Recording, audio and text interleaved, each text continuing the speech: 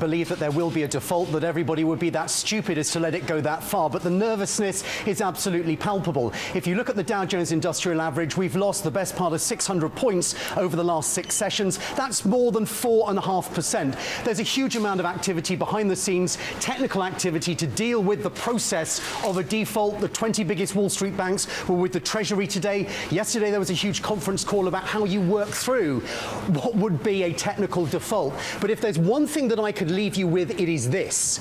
As the hours tick by, it becomes increasingly likely that the greatest nation in the world, the United States, will be stripped of its AAA credit rating by the rating agencies. In other words, it means that the rest of the world will say, you are more of a liability to lend money to than Singapore or Hong Kong or France or Germany or Britain or indeed Canada.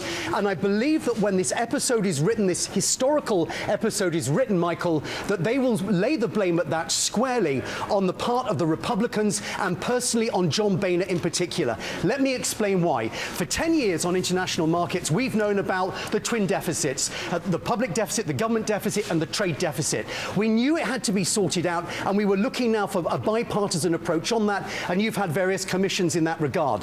What the Republicans decided to do was to up the ante, to accelerate things and have the fight now.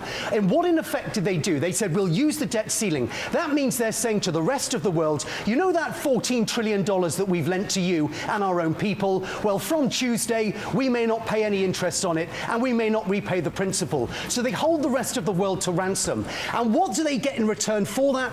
Remember here, the yardstick from S&P is about $4 trillion of spending cuts or revenue increases to start bending the curve down. And when Obama was talking to Boehner 3 weeks ago, we were getting towards that. Now, we don't have anywhere near $4 trillion move at all, because Boehner couldn't sell the revenue increases to his own party. So we're not bending the curve down whilst we're holding the world to ransom. And let me just say one more thing, Michael.